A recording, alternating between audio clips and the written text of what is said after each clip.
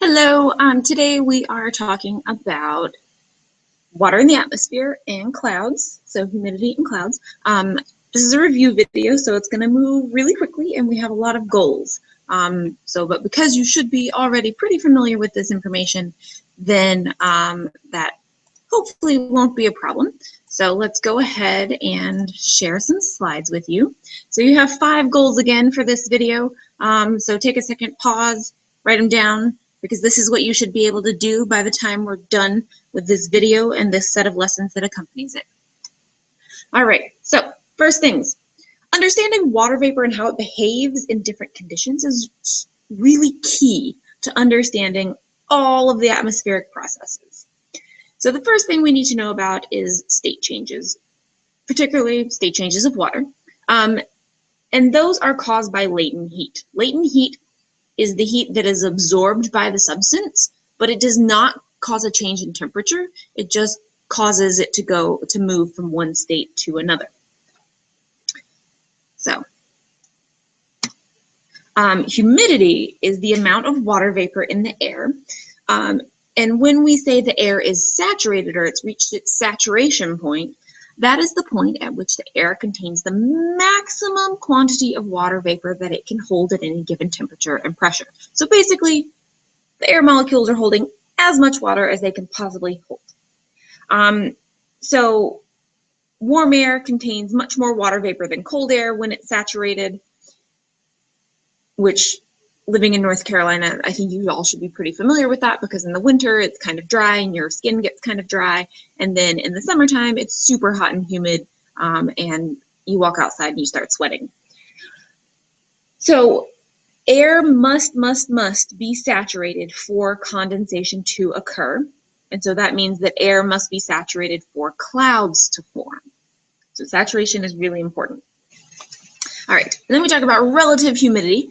This is a ratio of air's actual water vapor content compared to the amount that it could hold at a given temperature and pressure. So we see down here the relative humidity of this air parcel is 100% because it is holding as much water as it could hold. Whereas over here, this piece of air is only holding half the amount of water vapor that it could hold, so its relative humidity is 50% or half. So this changes with temperature and air pressure. So as we see, as the air temperature goes up, the capacity to hold water goes up. And so even if we have the same amount of water in the air, the relative humidity drops as the temperature increases, because the air can now hold more water if it wanted to, like it has that decision. All right, so again, this is how close the air is to saturation, not the quantity of water in the air. It can be changed by adding or removing water vapor while you keep the temperature constant. So again, if we consider this air parcel here, and we hold it constant at 80 degrees Fahrenheit, but we increase the amount of water, then we would increase the relative humidity. And you can also change the temperature with the water vapor amount remaining constant, like this diagram illustrates. The amount of water remains constant, but our temperature is changing. So for every 10 degrees Celsius increase in temperature, the water vapor needed to reach saturation doubles. For every 10 degrees Celsius decrease in temperature, the water needed to reach saturation is cut in half. All right, move on to dew point. So dew point is the temperature. Remember, dew point is a temperature. Underline it, star it, bold it. Dew point is a temperature. It's a temperature at which air with the given water vapor content would need to be cooled to reach saturation. We use a psychrometer to measure humidity. A psychrometer is 2 thermometers mounted next to each other, like you can see here. One of them has a dry bulb with absolutely nothing on it. One of them has gauze wrapped around it, and then we wet that gauze. and it's called the wet bulb because it's wet. So basically, so you saturate the wet bulb, the gauze over the wet bulb with water, and then you make air pass over it by either fanning it or by swinging it through the air. And then as the water evaporates from the gauze, the heat goes with the evaporated water, causing the wet bulb temperature to drop. And this gives us a wet bulb temperature. And so then we can use a chart like this because the amount of cooling that takes place is proportional to the dryness of the air. The drier the air, the more evaporation, and the lower the wet bulb temperature, or the bigger the difference between the wet and the dry bulb temperature. So you can see here, we can read the dry bulb temperature and then figure out what the difference is between them. And then these numbers in the chart tell us what the relative humidity is. Okay. Moving on to cloud formation, there are 4 main steps in cloud formation. Step number 1, the warm air rises. Step number 2, the air mass expands as it cools. Step number 3, cooler temperature leads to those cooler water particles condensing around a piece of dust or a condensation nuclei. And then step number 4, a collection of condensed water and ice droplets come together to form a nice little cloud. So how do these things happen? So first of all, we're going to focus on step number 2, which is the air mass expanding and cooling. So this is due to the adiabatic lapse rate, or the adiabatic temperature change. So temperature changes even though no heat is added or removed. So when air expands, it cools.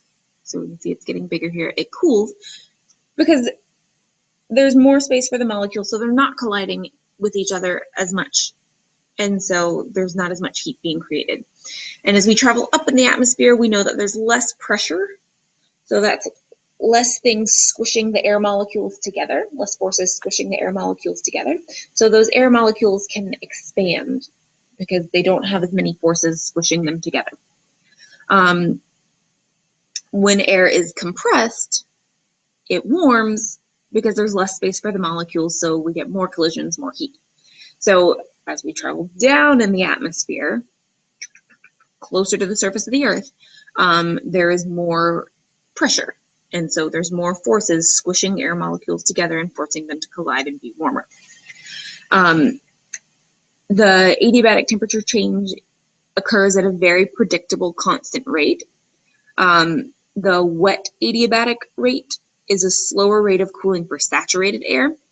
So once air becomes saturated, and this one is not as predictable, it varies from 5 to 9 degrees for every 1,000 meter change in altitude. So if you go up 1,000 meters in altitude, that temperature will drop 5 to 9 degrees Celsius. If you go down 1,000 meters in altitude, that temperature will drop 5 to 9 degrees Celsius if the air is saturated. If the air is not saturated, then we use the dry adiabatic rate, and that is much more predictable. It's a 10 degree change, 10 degrees Celsius change for every 1,000 meters in altitude. So that means that you drop 10 degrees Celsius for every 1,000 meters you increase in altitude, or you increase 10 degrees Celsius for every 1,000 meters you decrease in altitude.